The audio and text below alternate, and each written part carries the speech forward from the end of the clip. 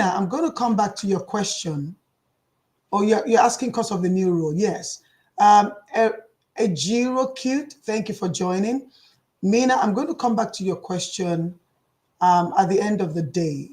So to go with spouse and baby, that's where there'll be a bit of a difference now, because since you didn't move fast enough in 2023, honestly, nobody knew that this kind of rules were coming up in 2024. But again, I kind of suspected it.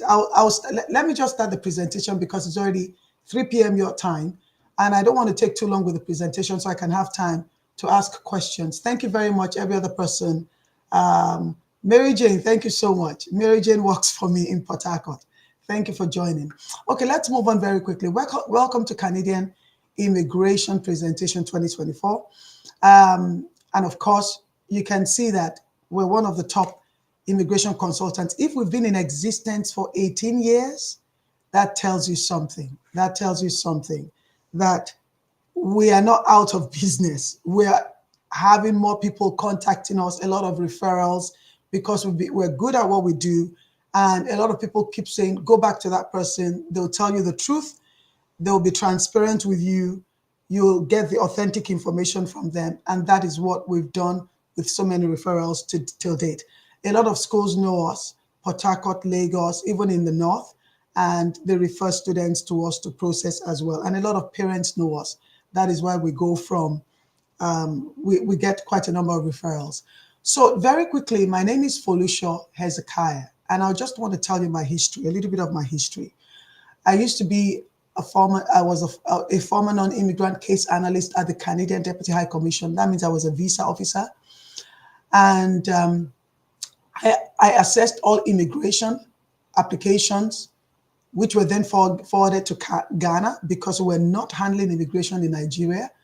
But all other cases, student permit cases, visitor cases, work permit cases, the documents, the finalization of the documents, the recommendation for visas and stuff like that, we managed it. I managed it in Lagos. So as a former visa officer, I know what I'm talking about.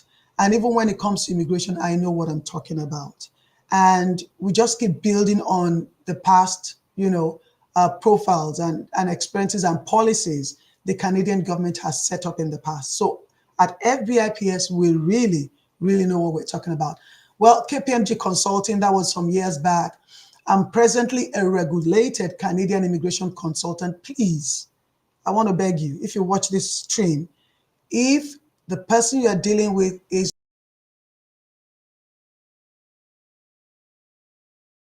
not a regulated Canadian immigration consultant.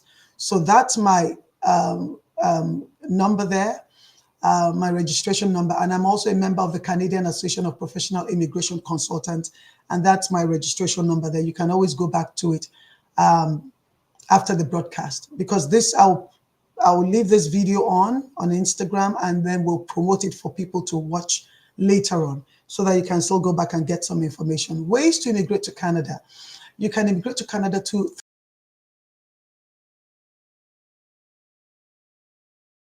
immigration programs. There's express entry. There's four provinces. That's New Brunswick, Nova Scotia, Prince Edward Island, and Newfoundland and Labrador. Those are the four provinces we're looking at. And then, of course, we have business immigration. And under that, we have startup and self-employed persons. And then we have provincial business opportunities, like, provincial business opportunities. It's just like business immigration, but now handled by the provincial government. And then we have the rural and northern immigration, and that's handled by, managed by some communities. And of course, we have the public policy opportunities. Then we have temporary resident visa, that's visitor visa. We have temporary resident visa, study permits, and then we have the work permits, and that is where possible. So you can see there are so many ways of coming to Canada. That is why, for us at FBIPS, we have to start with your profile and your history and your background and see what is going to be best for you out of all these areas. So I'll move on very quickly. I want to talk to you about Canadian immigration opportunities and the breakdown of immigration programs, and I'm going to start with the express entry. Let me start with express entry. I'll come to the other areas later on. So express entry, and for that, what is crucial? And this is also applicable to the other areas. What is crucial? You must do your education credential assessment.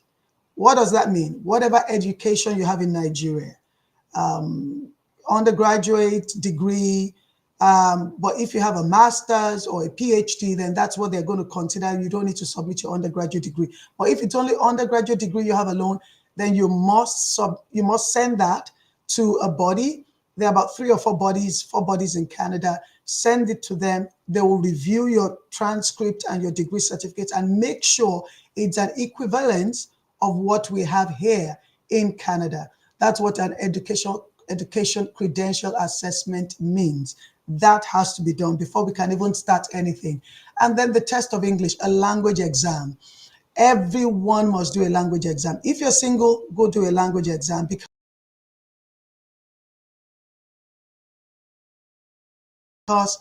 it's not possible to come in here and you.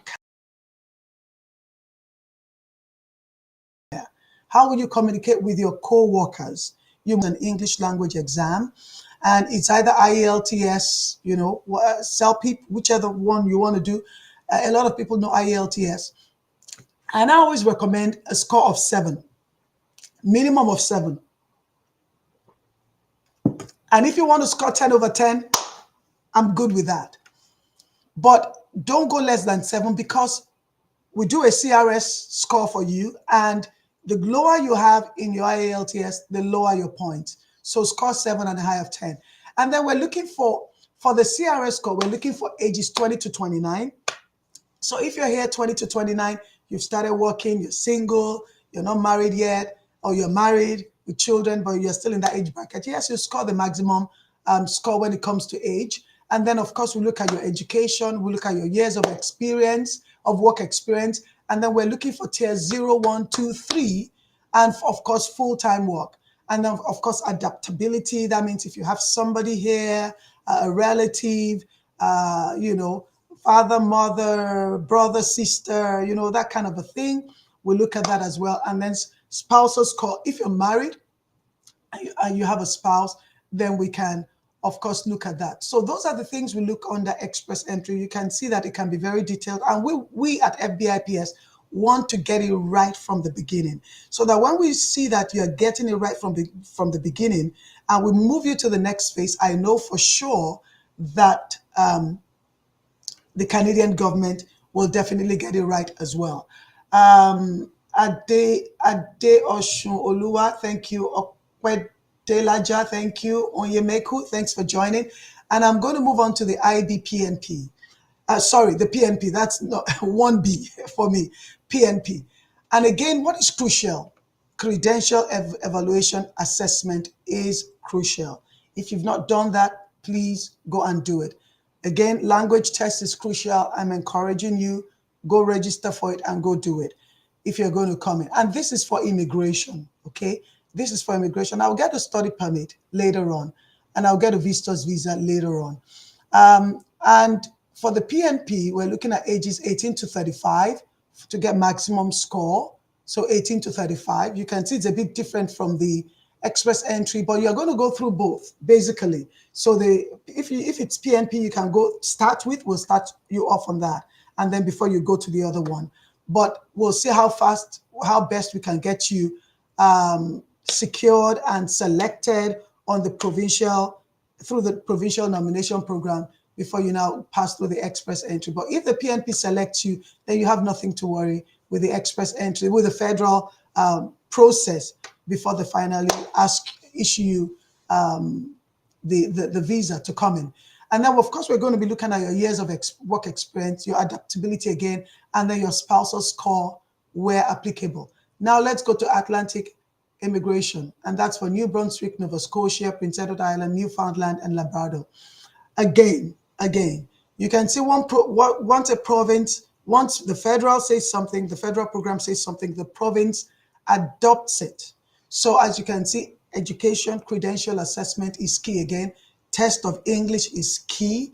So if you're going to come to FBIPS, for example, People call us FBIPS. So I'll take on that term, FBIPS. If you're going to come to FBIPS, for example, please, before you start with us, try to do your educate well in the because you don't know where you're going to fall, under what program you're going to fall under. So you might not necessarily do your education credential assessment. But if we see that it's going to be an immigration program, and if that's what you have in mind right from the beginning, then it's better you do it even before coming to us. Just get it done so that it doesn't waste more time. And then the test of English, of course, as you know, that's very important. From time to time, they advertise job opportunities. Now, these 4 provinces, from time to time, they advertise job opportunities, or they can hold a virtual fair and stuff like that. Now, you see, I don't know what your job history is all about, what your work history is about. I don't know what area of specialization you are. I have no idea. So that is why we have to look at that first and see that if this is going to work for you or not. Then we'll determine. And it's from time to time. They don't keep that window open forever. So it's until we see it. And then if you're one of our clients and you're in our database, then we can know, okay, you know what? This person has been waiting. This is this person's profession. We can easily reach out to you and say, you know what, there's an opening here, and then we can consider you for that and then move you in there. And hopefully, by the grace of God, we pray that everything works well. So once you find an employer, process a work permit for the app. They'll process a work permit. Then we can go into processing a work permit for the applicant and other applicable visas for the family members. So of course, an employer must be found first, interested in employing you. That is the situation with the Atlantic Immigration Program. I'll move very quickly to business immigration. This is, it's capital intensive. A lot of people don't really have this, but there's some people in Nigeria that have this, and it's a startup visa. Let's look at just some little information on this first of all. So the startup visa, this is a tough one. Idea must be innovative. That means the idea you're presenting to a Canadian investor or to the investors here or to the market here must be innovative. That is something new, a new idea that has not gone, that is not known really all over the world or is new to Canada. Okay. Must create job opportunities. So you must be prepared to create job opportunities for Canadians. That is not an issue. Once you have an innovative idea, you can share it with us, and then we can find you investors in Canada that will be interested, that something new to Canada, that that, oh, this is going to be a great idea. And then investors will look at it, a business profile will be developed and stuff like that, and a business plan, and then we take it up from there. Ideas must compete on a global scale. That's the issue about a startup visa, but there are investors here that are ready to look into that if you have something like that. And then of course, we have self-employed, and under self-employed we have athletes and professionals, cultural professionals, so who have participated in world-class level, or you are self-employed in these 2 areas and have the following. That's on the next screen. So athletes, if you're an athlete in Nigeria and you've participated on a world-class level, and you're looking at, moving from Nigeria, moving to Canada, you can come onto the self-employed category. And, if you're under the cultural category, then, we can look at you under that, theater arts, under the movie industry, and you're either self-employed or you've created something that is on a world-class level, you can reach out to us as well. And of course, again, educational credential assessment is very key. Everything is going to be, we're going to look at your educational history, of course. Your language exam is key. Age between 21 to 49 for the maximum score. You can see the age brackets are different for each one. So you're looking at age 21 to 49 to get the maximum score. Now, when I keep saying age, anybody older than the age I mentioned will still get a score, only that it will be lower. As you can see, I said maximum score for that age bracket. So for example, anybody who is 50 will get a lower score. 51 will get a lower score. Anyone who is 20 or 19 for this category right now. For the other categories I mentioned, if you're not within that bracket, all it seems is that it is that you just get a lower score if you're older than that. And of course, we're going to look at your education, years of work experience, full-time work, and of course, adaptability. And then we'll go to look at provincial business opportunities right now. And for provincial, I won't talk much about provincial business opportunities because it's basically almost the same.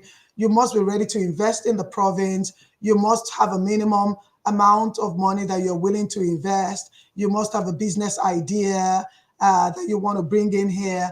And then those are the things that are going to look at a business plan as well. That is what is involved with the provincial business opportunity. So if you are interested in that, and you must have been in business, okay, and you must be a 50% owner of more than 50% ownership of the business in Nigeria. You can't say, oh, I'm just a worker in Nigeria. I'm an employee somewhere and I want to set up a business in Canada. It doesn't work that way for the business opportunities. You must have been a business owner. You must have succeeded in your business before you now want to think of setting up a business. And then the whole family can come under that category for sure. Let me move on very quickly. So we're moving on to the Northern immigration, okay? The Northern immigration category. And again, education, credential assessment, English language. From time to time, these categories for the communities also put out job opportunities. They put out adverts, okay? And so honestly, it's just for a brief period of time. And if your position is advertised, we see we can plug you under, then that's a good thing. But if there is no opening for you and no employer is interested, that is where there's a bit of a delay. And so, as you can see, a lot of things are job related. Now, let me talk about the public policy opportunities.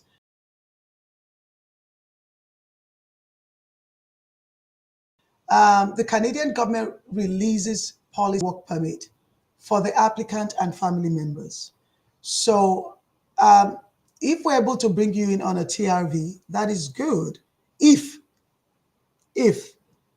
not everybody gets a TRV. What do I mean by TRV? TRV, I'm talking about a visitor's visa, for example, not a study permit, a visitor's visa now.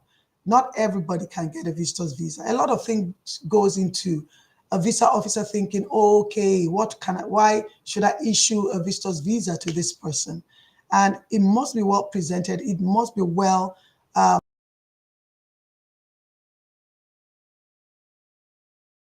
put together for a visa possibility that, yes, you can come in, but based again on your work and your profession, that is what we can easily help you transition from a visitor's visa to a work permit. And then the rest of the family can definitely come and join you. We must get you a TRV first. That's what I said in there, on the screen. We must get you a TRV first. So that's a public policy from a TRV to a work permit. Now, let's go to work permits where possible. This is similar to an immigration program, and that's a job search, and I've gone through all that before. And it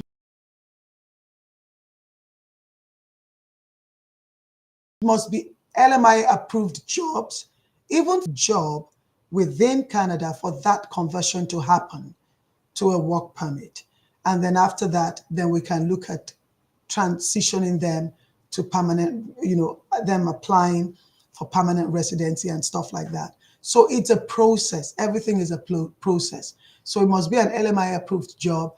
Employers will review credentials, work experience. They might want to even train you, okay? And but what I want to say is that please don't fall into the hands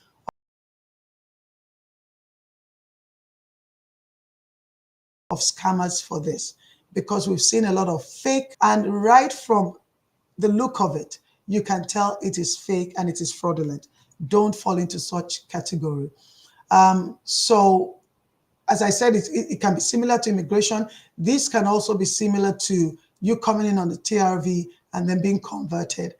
But this can only be done while the public policy is active. Once the public policy has expired, this cannot be done any longer.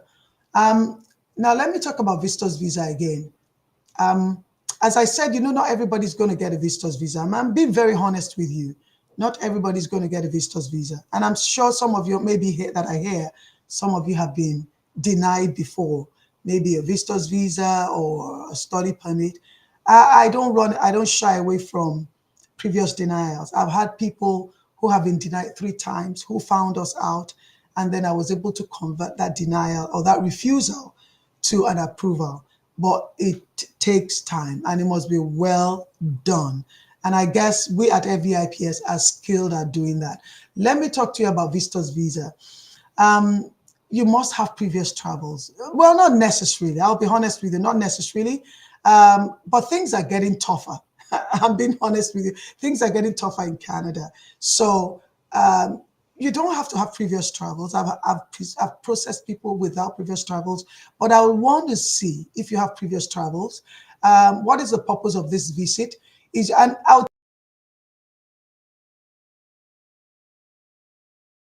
tell you if your purpose doesn't make sense. A lot of people that come to me, if it doesn't make sense to me, believe you me, it's not going to make sense to any visa officer in any Canadian office. Trust me on that. So it must make sense. It must make sense. So what is the purpose of your visit? Is your goal temporary or permanent? Do you have the funds for the flight and even hotel? How convincing will you return to your home country? This is called a temporary, not the word temporary. It's not called a permanent visa. So you must show me that it's a temporary visit. You must be able to convince me. And if you're not able to convince me, we'll see what we can do about that. Then I'll advise you on what needs to be done, and so that we can still help you achieve your goals. So talk to us before going ahead if you're interested in a visitor's visa. Now let's come to the almighty study permits, because I know that, I'm sorry I can't remember the name, but I'll go back to your question. This almighty study permits. The first thing is that you have to find a program that makes sense. See, I don't mince words. It must make sense. So the program must make sense. If it doesn't make sense, forget it. I won't go into the details of what makes sense right now, because a lot of people are going to be asking me, hey, Mrs. Hezekiah, what makes sense? What doesn't make sense? Once you come to us, then we'll let you know. So then we secure the admission. When you're able to secure the admission, somebody told me here that she's already secured the admission for Trent University. Now, Trent University is a public institution. That was what I quickly checked. Okay, Trent University is a public liberal arts university in Peterborough, Ontario, with a satellite campus in Oshawa, which serves the regional municipality of Durham. Trent is known for its Oxbridge College system and small class sizes and stuff like that. The first thing that gives me at least joy for you is that it's a public institution. Please, from going forward, nobody should get you an admission from a private institution. I have never gotten admission for all the cases I've processed, all the cases we've processed at FBIPS. I've never gotten admission from a private institution because they don't go through the rigors of what the public institutions go through with the Canadian government. Through the approval system, they don't. So you must get an admission from a public institution. That is why you see they had to come up with a policy to change everything, because the system was being abused. The study permit system in Canada was being abused. So have the resources to pay for your education. You must have the resources to pay for your education. And 20,000, I've approximated it, 20,700 Canadian dollars for your feeding and residence alone. You must be able to show that to the Canadian government. You will add this to your tuition. So when you add 2,700 to your tuition, you can imagine what you're looking at. You must have these funds. Now, You must have these funds. That's what I'm going to say. You must have it. At FBIPS,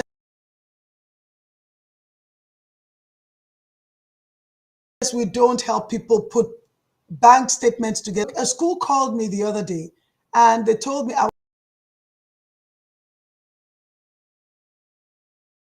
wasn't the one that processed those students, and because I work now, and they said, look, we're not going to be at the EduFair Canada, but we're going to send you materials. Whatever you can do with the materials, please do it for us and stuff like that. And then the international admissions director was telling me, can you imagine 3 Nigerian students came to my office and they were weeping and crying. They don't have money to pay their school fees and stuff like that. And I can't use my salary to pay for them. And I said, well, so sorry about that. It's very embarrassing. He called me and he was telling me, said he doesn't even know why they had to come in the first place. So you can see that there's, statistics going on. And when it comes to Nigeria, the Canadian government can see that a lot of people can't afford it, but they're able to present bank statements. And then you have people, on social media advertising and saying, oh, if you need bank statement, we can help you put it together. Don't they understand that when the Canadian government just does what's it called, a survey, and they look at social media pages and they see all these things, it affects everybody, both the genuine ones and the fraudulent ones. That's the unfortunate thing. But what I want to say here is that please, you need to have your fees. You need to have that 2,700, and you need to have your tuition as well. Show your first year fees. It will go a long way. It will help you a great deal. So if you're coming to us, please be ready to show that, because I'm going to ask you for that. Latest update in 2022 to 2023. In 2022 to 2023, the integrity of the international student system was threatened. Okay, huge pressure on housing. There's a huge pressure now on housing, healthcare, and other services. Housing right now, a lot of students can't even find student housing. That is why they have to go to private rentals. And when they go to private rentals, the fees are higher. So students are screaming here in Canada. So you can see there's a lot of problem. That's why if you don't come in with your funds, it is a big, big problem. And then healthcare. Healthcare is a big issue. There's so much line up right now to get healthcare. Anyway, let's leave all that. Canada will set an intake cap on international student permit applications for the next 2 years, 2024 to 2025. And the cap is 360,000. Can you imagine 360,000 applications? That means they're decreasing it by 35%. Decreasing it by 35%. Let's move on very quickly. The good news, though, is that master's, doctoral, elementary, and secondary school student admissions will not be affected. So that cap of 360,000 applications will not be affected by those coming in for master's, those coming in for doctoral, those coming in for elementary and secondary admission. So that is the good news. The bad news, though, is that if you're coming in for post-secondary or undergraduate or university or PGD applications, you will be affected by the cap. What does that mean? You are going to be scrutinized. You will be scrutinized thoroughly. Because if you don't, it doesn't matter if you have an admission letter. It doesn't matter if you have the attestation letter from the province, provincial attestation letter called PAL. It doesn't matter. What you hold does not matter. The visa office has every right and prerogative to decline, even if you have everything well sorted out. So that is why it must be well done. So, because they will put you under, they will screen you under that cap and see that, is it worth it? Is this person going to make things better or going to make things worse? So application must be super convincing. That's why I wrote that there. It must be super convincing. We can help you work on the application and study permit. So from January 22nd, 2024, all study permit applications will require an attestation letter. And that's a provincial attestation letter from a province or territory. So Note that. So let me go to the question that was asked before I move on very quickly from Mina Hosseini. Please, before the start time, I want to ask the fate of one who has gained admission to Trent University for a postgraduate certificate program. So you'll be scrutinized. That's what I want to say. You are for a postgraduate certificate program. You are going to be seriously scrutinized. That's all I can say. And you must put everything well together.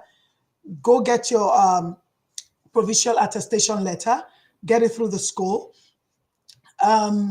If your admission is for May 2024, you've got to defer. It has to be from September 2024 or from January 2025 so that you have enough time. And just get things done very well. That's all I can say. Because for them to just want to issue 360 applications only, it's going to be tough. It's going to be tough. So make sure you do things very well. So you can still use, and it's a public institution, so use the letter, get your PAL letter, attestation from the province, and then put your documents together and work on it.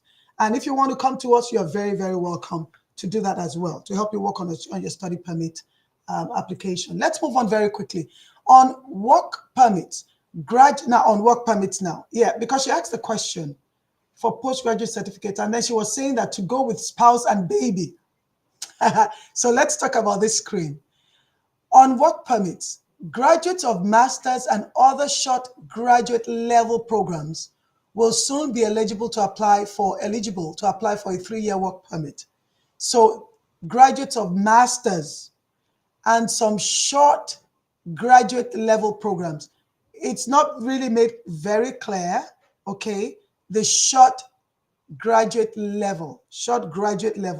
But postgraduate level diploma also falls into that category. So to apply, but it must be a 2-year program. So if you have a 2-year program, good for you. So yes, master's categories will now be allowed or eligible for the 3-year work permit. Let's talk about open work permits now. Very soon, open work permit will soon be available to spouses of international students in master's and doctoral programs only, okay? No longer for spouses and for children. No longer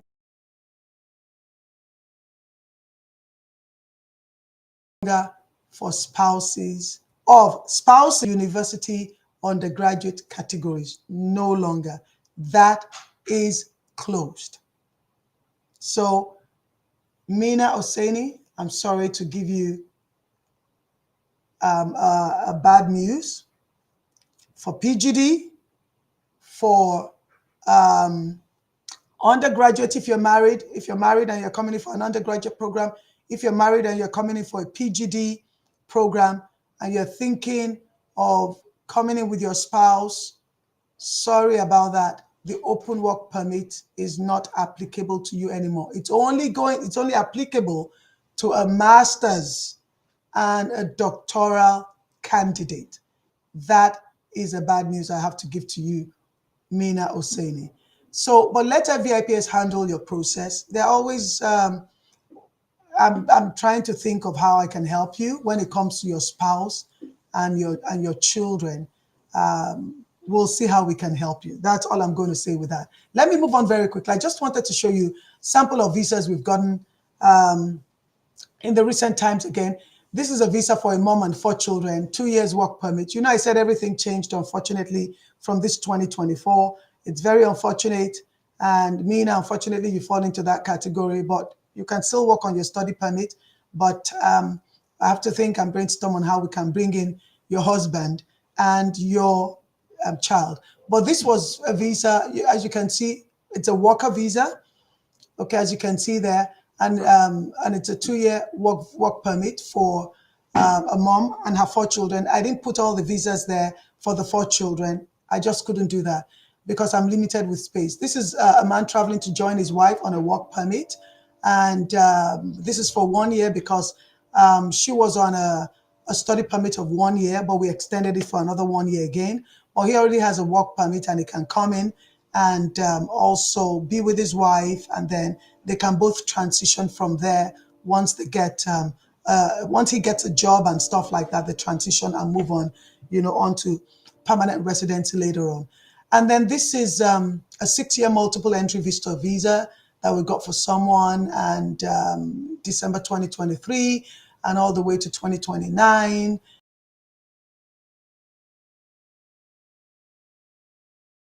And you can see everything is redacted because we are no one's information to a third party. So this is for one of our clients as well. So I'm just putting samples of a work permit of a family of 5, another work permit of just a family of 2 of a single man, and then a visitor visa, for a single person, and then multiple entry study permit, 4-year multiple entry study permit for another individual coming in and stuff like that. And this was even issued from Dakar. It's amazing where they issue Nigerian visas from now, not only from Nairobi alone, it can be from different parts. This is from Dakar, Senegal. It's unbelievable. Um, it's unbelievable where they toss Nigerian applications to. And so, yeah, and this is a 1-year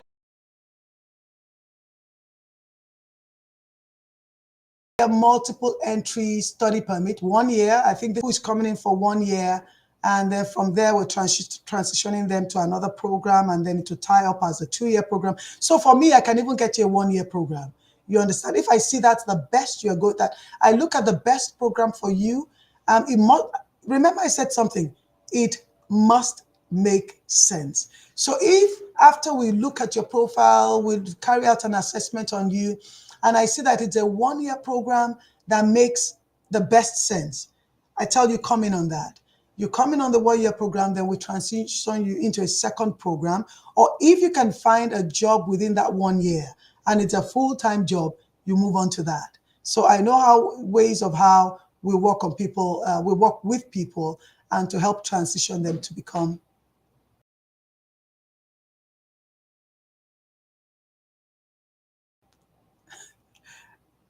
I'm not going to say any multiple entry 1-year study permit. Anyway, conclusion. So looking for genuine Canadian immigration consultancy of 18 years experience, you've come to the right place. Talk to FBIPS before proceeding. Oh my goodness. You can contact us at our Lagos office or our Port Harcourt office. Those are the 2 offices we have. We used to have one in Abuja, but we had to close it down.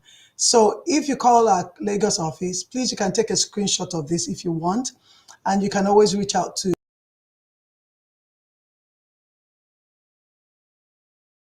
our Port Harcourt office. You can reach out to Mary Jane. I know Mary Jane is here for sure, because I saw her. And those are the email addresses. You want to send us an email, please write to supervisor phc at fbips.com, or webinar at fbips.com, excuse me. Or if you want to call our Lagos office, then those are her numbers. You can see, please, I didn't put my number there or my email because I'm usually bombarded too much. But I have staff that are well trained and they know what they're doing, and they will tell you how to start the process. Now, I will tell you something. How do you start our process? We start you on an assessment. I told you from the beginning, I don't know you from Adam. I have to look at your history. I have to look at your profile. I look at everything. When you feel there are 2 forms we'll send to you. Once you're ready to start the assessment, if you write and send us an email, or you contact us by phone and we take your email, we will send you an email, okay? An assessment email. You either tell us, okay, I'm interested in immigration, or I'm interested in study permit, or I don't even know what I'm interested in. We'll say, okay, if you don't know what you're interested in, don't worry about it. We will help you find somewhere where we can plug you in, and then we start having those discussions with you. And that's what the assessment phase is all about. And then they will send you an email, you read it, and then whenever you're ready to start, you start the assessment. And it's a 14-day period.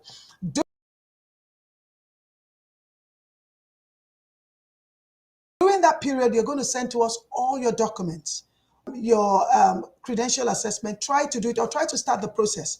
And you can even start talking to us, and then we'll wait for you, walk you through the process as well until it's done, and then we'll collect that from you. But again, start the process of your language exam, because that is very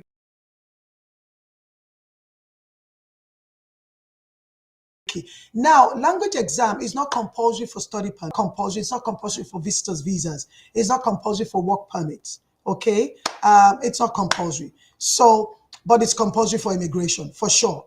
So, look at that option. So those are all the things that we've got to juggle together for an assessment. And then it's a 14-day period. You're going to send us fill 2 forms, very detailed. We'll get all your information. Please, I want you to understand, anything you share with me or you share with my staff will never divulge to a third party. Will never.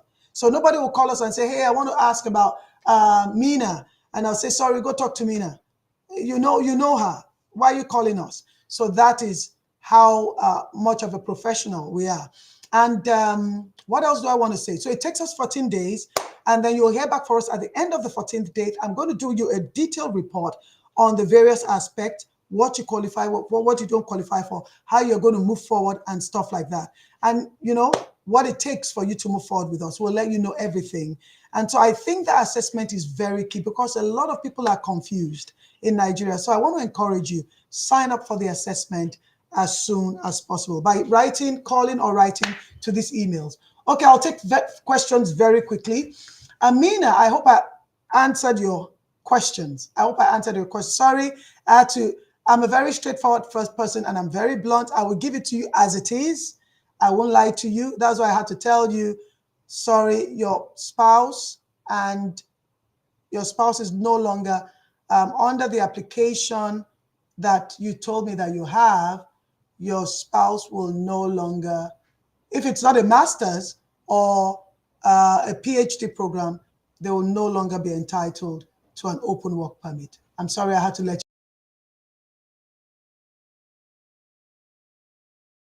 you know that. Okay, Toby Siola, is it still possible for me to apply for a spousal open work permit? Sorry, I'm sorry. It's no longer possible. Toby, you're going to be refused. I'm being very honest with you. You're going to be refused. Sorry about that. So please, when it comes to fees, thank you so much for asking about that, Cody. I don't discuss fees when I'm doing a presentation. Write to us, call us if you want, and my staff will discuss fees with you. Thank you very much for understanding. What is the cost of visitor visa fee? Gojeg, I just said that as well, that I'm sorry, I don't discuss fees on my presentation. Please write to my staff, send them an email or call them. They will discuss fees with you. And I thank you for that. If you're interested, we want to see how the extent of your interest. That is the reason why I said that, because we don't give everything on a presentation. Any other question? Thank you so much, Cody. Thank you for, you're very welcome. If there are no other questions, I'm going to end this live stream right now. If you have questions, please ask. I'm so sorry to give you the bad news for those on study permit. Sorry. It's no longer going to be possible for your husband, new policy that has come into play. But we can always think of how best to bring them in after that. And if you still want to proceed. I have a third class. What program can I apply for? Yes, thanks for asking about that, Gojex. I don't, for third class cases, I say you have to reach out to me. I've processed third class cases before, and today they're in Canada, and I'm so happy for them. But I have to do an assessment on you. That you, Gojex, is compulsory. An assessment for you is crucial, because that is when I begin to brainstorm on how am I going to present this young man. I believe you're a young man, I hope so, young man to the Canadian government. See, when I start working on your assessment, I start thinking, how am I going to present this person to a visa officer? That's my thought, because I used to be a visa officer. So I must be able to present you to somebody I know, okay, will think, okay, you know, this is going to work out best for you. So yes, write to us, Gojex, call my staff, write to us, and then we'll take it up from there. It's up during the assessment, I can tell, you know, how we're going to proceed with your case. But if you're really interested and you have the funding for it, talk to us, please.